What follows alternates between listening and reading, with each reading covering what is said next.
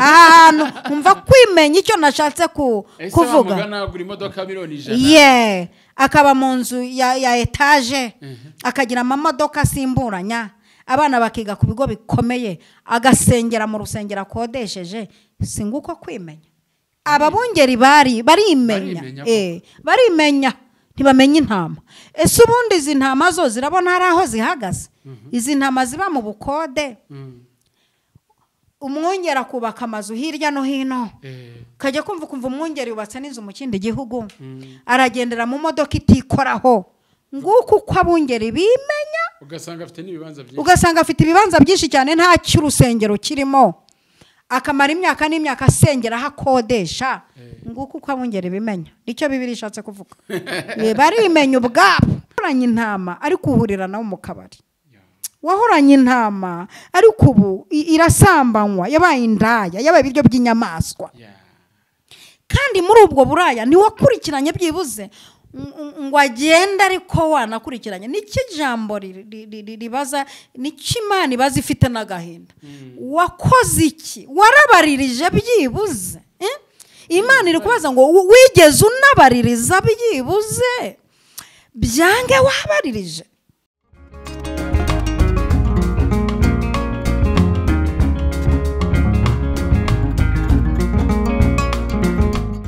ikaze mwese abadukurikiye tubahaye ikaze muri uyu mwanya turi kumwe na Marioneri ibihe byiza mu Marioneri urakoze cyane twishimiye kuganira namwe niki kiri ku mutima wanyu mugiye gusangiza abakunzi b'ubutumwa bwiza n'abakunzi b'umusaraba ku mutima wanjye hariho ijambo ry'Imana irishaka kugaragaza kubungere n'intama amen kubungere n'intama rwose reka tuze dusenga hanyuma mu kanya tuze kurisoma atangira mu dusengera Uwiteka nyiribihe ndagushimiye uri Imana ihinduranye ibihe kanyuranye ibihe bikamenyekana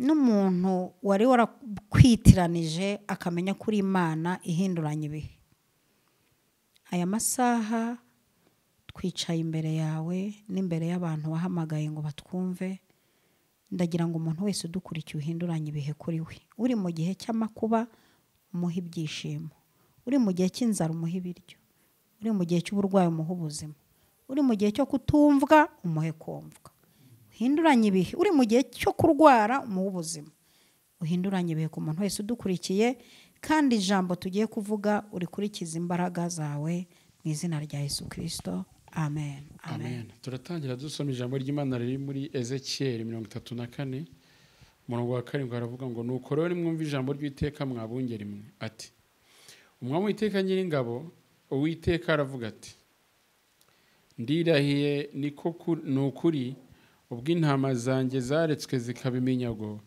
zikaba n'ibiryo by'inyamaswa zose zo mu gasozi kuko ari nta mwungeri kandi abungeri banjye ntibaruje bazishaka ahubwo abungeri akaba aribo bimenya ubwabo ntibaragire intama zanjye nuko rero mwabungeri mwe nimwumva ijambo ry'Uwiteka ngo uku niko umwami w'Uwiteka avuga ati dore nibasiye abungeri nzababaza intama zanjye kandi nzababuza kuziragira kandi abungeri ntabwo bazongera kwimenya ubwabo nzakiza intama zanjye amenyo yabo ze kubabera ibyo kurya saho se naho ngaho no hasi nubwo bikomeza ariko naho birahagije turi ku ijambo rivuga abungeri n'intama ni ukuvuga abungeri ni abantu bayoboye intama ijambo ryavuze abungeri ntabwo ryavuze abashumba n'abapasiteri n'ababishopu n'abaposo n'abarimu n'abantu nk'abo ryivugiye abungeri ijambo rizi korohereza abantu mu mutwe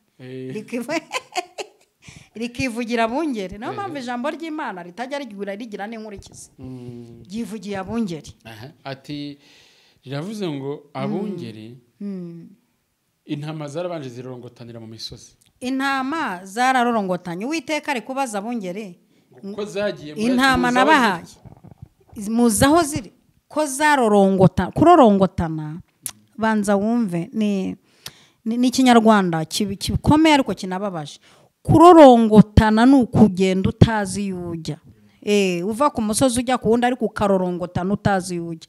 Uwiteka afite ikibazo kibaza ngo intama nabahaye mwabungere mwe naremenya abantu banjye ndabakoze bihitiramo aho bagomba kujya. Buri muntu ahisemo aho agomba kujya gusengera.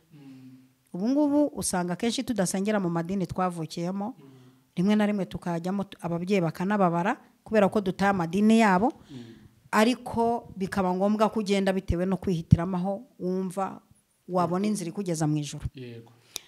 Uwiteka ababaha bakuze, abaha intama. Ari kubaza ikibazo ngo mwabungere mwe yewe Uwiteka intama nabahaye mwazifashe mute ko zirinze zirorongotana?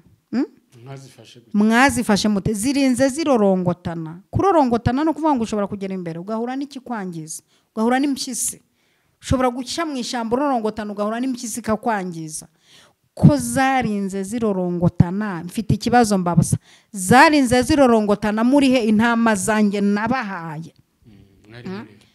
Nkaziguha ugafata igihe ukazigisha umubatizo ukazibatiza, ukazandika mu gitabo cy'itorero, zigafata n'igihe zikajya zizana amaturo n'ibya 10, zigafata n'igihe zikajya ziza kukureba mu biro.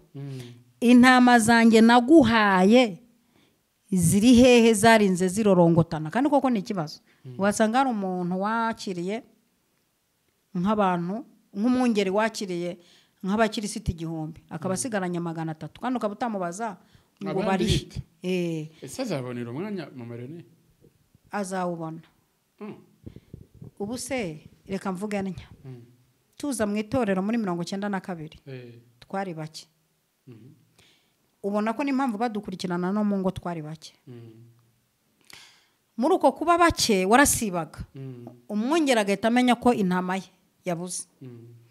Bakarangiza amateraniro bahita baza kukureba, bakareba icyo wabaye. Ubu ngubu Imana imaze kubona ko abantu babaye benshi, azanye iterambere izana ikoranabuhanga. Iyo ufite telefone uba ufite umuntu. Byibuze waragerageje, reka turebe ijambo ntabwo ryagaragaje ko byibuze umwungere yanagerageje.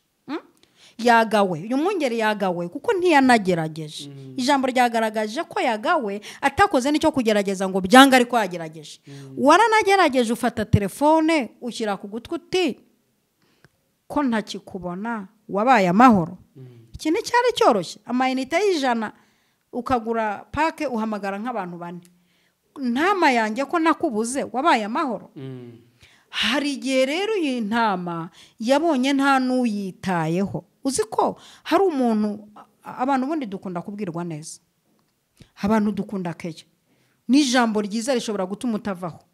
Waba warabajije ngo ntama yanjye ko nakubuze usigaye uba hehe? Ahiye ntama iri kurorongotanira. Nukuri mwabishobora. Abungeri babishobora. Ikibazo nyine numva no gukurikirana n'ijambo ryavuze ngo nta n'uwabajije. Yego. Ngo yewe ngo nta waruhije azishaka habe no kuzibaririza. Aho niho ndi. Kuzibaririza biroroshye kuri telefone. Icyo ni kimwe. Ikindi, reka tunavugisha ukuri, aryo mwungeri yicarira muri biro akicarira ku ruhimbi, ariko ntamenye no kujya kuri tele kureba. Ntiwabasura bose ni benshi pe, cyo ndacyemera, ariko wanabasura byibuze mu kwezi usuye bangahe. Rimwe nagiye kubwiriza ahantu ni mu majyaruguru, y'umushumba yubahwe yitwa Mbanza Theoneste, yubahwe kabisa, n'umushumba nakunze. Nageze mu rusengero aho yarantomeye ngo bari bamuhaye paruwasi bamushyira ku mudugudu, ariko asanga abakristo baraguye. Asanze baraguye, reka ntango ubu buhamya nubwo atantumye kubutanga bitewe n'ijambo. Nahasanze amarira y'ibyishimo mu bakirisitu be n'abakecuru n'abasaza n'inkume n'abasore. Ni wa mushumba usohoka akajya hanze gutangira abakirisitu ngo ntagire ugenda atamusuhuje. Ndiyo yambwiye uburyo umukristo wese ataba bose ubona mu rusengero nta numwe ntarasura. Narabasuye, nabaguye nabo nasanze baraguye nagiye kubabwira nti mwamba bariye mukaza ko naje nkabayobora ko bambwiye ko mwasengeraga mu rusengero njemo nkaba nsanze mudahari mwaje nkabayobora bati ko twaguye tunywa inzoga ati ntacyo mujye mukanywa ariko muze nanjye mbayobore numve uko byari bimeze ntaraza iyo neza irabazana akaba ni wa mushumba ufata abakristo mu rusengero akazazanya ibihembo agatungura umuntu ati ndashaka umuntu umbwira umuntu watwigije ku cyumweru witwaga nde ati yitwaga gutya na gutya akaba muhembye igitabo cy'indirimbo ndashaka umbwira icyo yigishije iki yigishije gutya na gutya akaba muhembye Bibiliya uyu mushumba namufatiyeho urugero rwiza nako uyu mwongere namufatiyeho urugero rwiza biranashoboka ko wabasura ko nasanze afite abantu benshi cyane ko yabasuye akabarangiza ahubwo mfite ikibazo ababungere ko wenda badakora ubushumba cyangwa se badakora ubwungeri ubwungeri nk'ababihamagariwe nicyo kibazo mfite reka twumvire iki ijambo ryakomeje kugenda rivuga umwami w'iteka aravuze ngo ndirahiriye ni ukuri ubwo intama zanjye zaretswe zikaba iminyago zikaba n'ibiryo by'inyamaswa zose zo mu gasozi kuko ari nta mwungeri reka tubanze turebe ko intama zishobora kuba ibiryo by'inyamaswa zikaba iminyago yesu we zikaba iminyago ubu kuba iminyago ni nko kurokirita umuntu wawe bakamukwiba ukaba bijya bibaho harya urangara ufite rutahizamu ikipe yindi kabira mujyana ikipe yindi kababonye ko ashoboye ikamujyana da akaba iminyago niko kuba iminyago ugasanga umuntu aravuze ati mfite itorero rikeneye umwataka nk'uyu nguyu rikeneye umuhanzi nk'uyu rikeneye umuvugabutumwa nk'uyu bakaba baramukunyaze noneho aharaho Bibiliya ivuze ko hari naho ibirura inyamaswa intama zawe zabaye ibiryo by'inyamaswa zo mu gasozi kubera ko nta mwungeri ni ukuvuga ngo ibiryo by'inyamaswa byo mu gasozi wahoranye intama ariko uhurira nawe mu kabari wahoranye intama ariko ubu irasambanywa yabaye indaya yabaye ibiryo by'inyamaswa kandi muri ubwo buraya ntiwakurikiranye byibuze ngo agenda ariko wanakurikiranye n'iki jambo ribaza n'iki Imana ibaza ifite n'agahinda wakoze iki warabaririje byibuze Imana iri kubaza ngo wigeze unabaririza byibuze byange wabaririje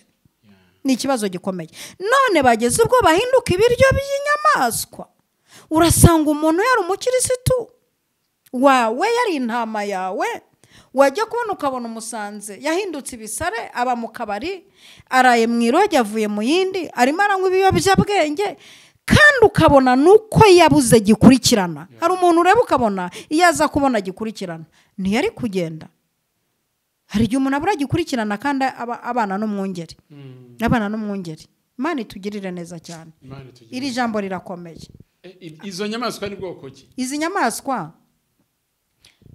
yahuye n'umupagani Bibiliya hari ukuntu ivuga ngo inyamaswa abantu Bibiliya ivuga inyamaswa abantu ibivuga ko hari inyamaswa abantu izi nyamaswa tuvugisha ukuri agize gutya aracomotse acomotse mu itorero acomotse mu maboko yawe aragiye nimba yarahuye n'umugabo umufata ku ngufu akishingira iyo si inyamaswa umuntu yahuye nayo nimba yaraguye mu gicu cy'abambuzi bamwambura agakiza bamwambura umuhamagaro bakamucengezamo urumogi izo si inyamaswa abantu yahuye nazo yarangiritse kandi uyu muntu kumugarura birashoboka hari abantu bagaruka nawe yagaruka afite ibikomere ntacyo biravurwa ibikomere biravurwa kumugarura ntacyo ukamugoragoza ukavuga uti nama yanjye wagiye uri umuririmbyi uri umuvugabutumwa itorero ntiryemera kongera ukamuvugabutumwa ariko ngwino nkugoragoze byibuze ujye wicara hano urebe n'ikintu ukora mu nzu yanjye ikibazo kinahari mama Marione Bibiliya cyavuga ngo nubwo zaribiwe mu gasozi zikomeje no kuribwa ngo ntibanarushya babaza aho niho iri jambo ritereye n'umubabaro ntibarushya babaririza ntibarushya baperereza ariko reka mbaza nk'ubu nzi abantu kuva guma mu rugo yaba covid yagera mu Rwanda imyaka 2 irarenze kugeza izi saha nzi abantu batarasubira mu rusengero, bari bafite n'umumaro mu rusengero, bari bafite n'imirimo, baburaga bigapfa. Abantu ubundi baba mu rusengero ariko bakaba bambure bipfi, ku buryo babuze ubona aho batakaga haje icyuho. Kugeza izi saha nta n'umushumba cyangwa se umwungeri urabaza impamvu, byibuze nareka kuza ngo agushakisha gusura, nashyiremo amayinite agutelefone avuga ati ko ntongeye kukubona kuva guma mu rugo ya mbere yaba ko ntarongera kukubona, wabaye amahoro. Niko Bibiri baza ngo nta no kwigera mubaririza, byibuze ni mubaririze, mubaririze intama zanyu zirihe. Ese ntizagiye mu birura? Zabaye amahoro. Ese ibirura ntibyazijyanye? Ese zagiye kundi mwungere? Kuko hari n'izagiye zigira amahirwe zijya ku mwungere ufite imbabazi, kuko hari n'abungere bagifite imbabazi bariho. Ishobora kuba yaracomotse ikajya ku mwungere ufite imbabazi. Ese urabizi ko ariho yagiye cyangwa ikirura cyaramukunyaze? Ni mubaririze. Niko ijambo rivuze. Ahandi rero havuze ngo ahubwo abungera akaba aribo bimenya ubwabo, ntibaragira intama zanjye. Iri jambo ryo kwimenya ko abungere, reka mbabwize ukuri. Dusoma ko kera umutambyi yabaga mu rusengero tukamushyira ibitambo. Icyo yakoraga kwari ukugusabira umugisha, kandi umugisha ukaza. Ariko aho igihe kigeze nabyo turabishima. Aho igihe kigeze ushobora kujya kureba umwungeri ugasanga agiye mu Bushinwa kurangura. Ubwo ni ukwimenya se? Oya, ukwimenya nabyo bicometsemo, ariko hari ukwimenya nshaka kugeraho. Kwimenya nshaka kugeraho kutari kwiza nuko nuko n'uyu mwungeri ukiri aho bamusanga bakamubona, kumugeraho bisigaye bisaba kujyana ibintu by'itegeko. Zana iki, zana igitambo, zana ya ngo ukureho imyuka nk'itanu kugendaho mu gisekuza. Yego, ikindi wasabye randevu ko ntabure wanjye, ko ntabo nimero igezweho ni iyihe, abo wakiriye urabona bafite umugisha, bafite umugisha, urabona bafite amavuta. Urumva ari kwimenya, ntakeneye nuko n'ukwimenya. Aho umugereyeho nta byifuzo, ahubwo ni amafaranga mbere y'ibyifuzo. Nguko kwimenya kw'intama kw'abungeri. Ikindi ugasanga umwungeri afite iyo ntama. Hari umuntu umwe w'umuhanzi, sindi bumuvuga izina kubera umutekano wanjye, yajyaga aririmba mu rusengero, bakafashwa kari n'akana kagufi bakagashyira ku ntebe kagacuranga kakaririmba. Umunsi umwe bakirukana mu ishuri kubera kubura minerivare, karagenda agasanga umwungere kati ko banyirukanye mbigenze nte? Ati reka mfugama ngo usengere, mfugama ngo usengere. Akamusengera akagenda akavuga ati reka ngiye kumukuriye, maze amezi nicaye kangiye kumukura aricyo azamarira. Akagira gutya akazinduka akajya kumukuriye. Ababungere barimenya, ntibamenye intama. Umukuriye icyo yakoze n'iki? Imana ukorera ntabwo yaguteza abantu, izakugirira neza, izakwiyereka banyirukanye. Umwana ageze ubwo asohoka mu rusengero aravuga ati nsanze mufashwa ariko ntimufasha. Yagiye avuze iryo jambo, murafashwa ariko ntimufasha. Umwana arigenderana n'ubu yaragiye, ibirura byamusamiye kuri mu kirere. Ariko nimba abungeri bageze aho bimenya gusa, ukimenya we n'abana bawe n'umugore wawe, dore indi kati irimo kwimenya ko ababungeri. Usanga umwungeri agendera mu modoka nk'iy'umuyobozi, abana biga ku bigo bikomeye, mudamu arambara ibintu by'ikitabashwa, nawe ari mu nzu y'ikitabashwa yubatse amazu n'amakadasitere, kandi agasengera mu rusengero rw'urukodeshanyo. Kwimenya ako kantu ahantu umva kwimenya icyo nashatse kuvuga nagura imodoka miliyoni 100 akaba mu nzu ya etaje akagira amamodoka asimburanya abana bakiga ku bigo bikomeye agasengera mu rusengero akodesheje singuko kwimenya ababungeri barimenya ntibamenya intama ese ubundi izi ntama zo zirabona hari aho zihagaze izi ntama ziba mu bukode umwungeri akubaka amazu hirya no hino kajya kumva umwungeri yubatse n'inzu mu kindi gihugu aragendera mu modoka itikoraho nguko uko abungeri bimenya ugasanga afite ibibanza byinshi cyane nta cy'urusengero kirimo akamara imyaka n'imyaka asengera ahakodesha nguko uko abungeri bimenya nicyo Bibiliya ishatse kuvuga barimenya ubwabo ariko ntibamenye intama Bibiliya rero iravuze ngo bigiye ku murongo wa 9 bavuga ngo ndirahiriye niko nukuri ubwo intama zanjye zaretswe zikaba iminyago zikaba n'ibiryo by'inyamaswa zo mu gasozi kuko ari nta mwungeri kandi abungeri banjye ntibarije banazishaka ahubwo abungeri akaba ari bo bimenya ubwawe ntibaragira intama zanjye uku ni kwiteka avuze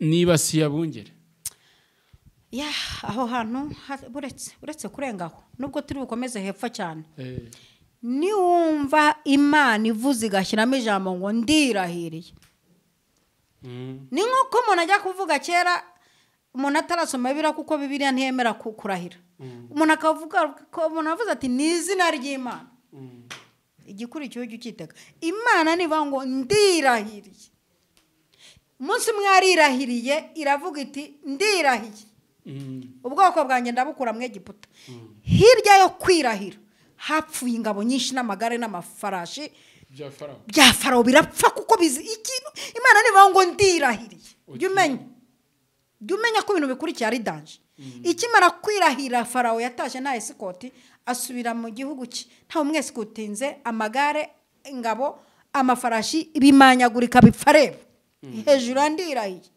Imana ivuze ngo ndirahiye nuko ibibona hari ibintu byabanje by'agasuzuguro nkuko yigeze kwirahira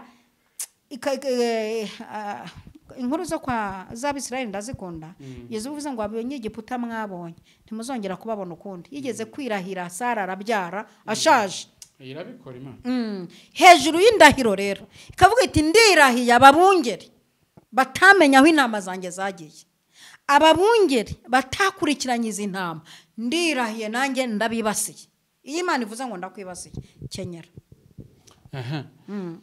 nzababaza intama zanjye kandi nzababuza kuziragira nzababaza iri jambo rirakomeye nyuma yo kwirahira nzababaza nimara kubabaza mbabuze kongera kuziragira kandi ntabwo abungeri bazongera kwimenya ubwabo ubuse ntabwo byasohoye nzababaza genza aho byasohoye nzababaza cyo ni kimwe aho intama nabahaye zagiye cyakabiri nzababuza ntimuzongera kuziragira ubuse nta nsengero zafunzwe ikindi nta nubwo muzongera kwimenya ubwanyu ubuse hirya y'uko bamwe insengero zafunzwe zari mu kajagari ugasanga umuntu yubatse inzu aravuze ati ubwo ntangiye kugira gutya nkumva dotayine ziraje nkumva akantu k'ubuhanuzi nashushanya bikemera reka mpite nkora mu rusengero akoze urusengero si muwe z'intama ni muwe zo kwimenya nyuma y'uko kwimenya hari ukuntu mu minsi ishize iyi Mana yirahiye ica muri leta imaze kwirahira ibonye barimenye gusa ica muri leta iti insengero ziri mu kajagari mufunge nzakiza intama zanjye amenyo yabo ze kubabera ibyo kurya izi ntama rero nizihumure zire mu mutima ngo zari ibyo kurya byabo izi ntama kumbi mwari ibyo kurya by'abungeri nzabakura mu menyo turabibonye mu minsi ishize hari intama Imana ikuye mu menyo y'abungeri umuntu umwe yigeze kuza nduhukiraho aramenekera arambwira ati mama Liyone nje kukumenekera navuye mu byaha ndi umusambanyi ninjira mu itorero mbona bahanura, mbona ari abantu b'Imana, ariko mageze umushumba akajya mpeheta ati bwa mbere ansambanyirije mu biro, tubwa kabiri ntumyeho ndamubwira nti ni icyaha. Hari n'abaterewe inda mu biro bariwe n'abungeri, nicyo Bibiliya ivuga, kurya intama. Hari n'abashizeho ubutunzi bubashiraho, mwungera ati genda ugurisha, Imana iravuze ngo tanga igikunda, tanga igitambo. Hari abantu batuburiwe n'abungeri, Imana iravuze aho ngo ngiye kubakura mu menyo y'abungeri. Ubuse nimba bivuye mu menyo y'ibirura no mu nyamaswa, Imana ikabiri mubona no mu bungeri harimo ibirura, harimo inyamaswa, harimo amenyo.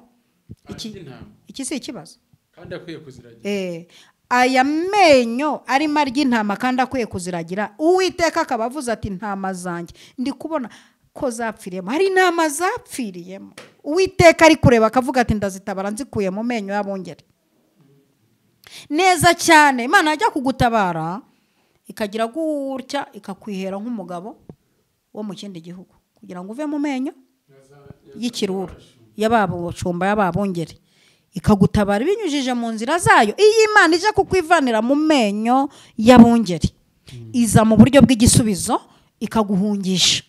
Imana ije kubikora. Reka dusoze tuvuga ngo kuko dusoreze kuri umurongo Imana yavuze ngo umwami w'iteka aravuga ati dorege by'ubwanjye ngiye kubaririza intama zanjye nzishake. Imana ihabwa icyubahiro. Umuntu udukurikiye reka umfashe duhe Imana icyubahiro.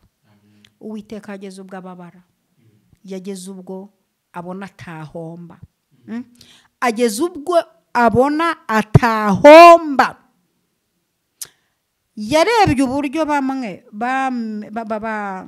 bavuze bati reka dushikame twihangane dushinyirize. Hari abantu bazi gushinyiriza, akaba bizi ko afite umushumba mubi cyangwa afite umwungere mubi, akaba azi ko afite umuyobozi mubi, ariko akavuga ati reka nihangane ndeke kugumya kujarajara bitewe n'imyaka mfite, bitewe n'amagambo navuze, bitewe nayo namenye, ngumye nyiranukire hagati. Niho Bibiliya ivuga ngo umukunzi wanjye ameze nk'akarungu mu mawa.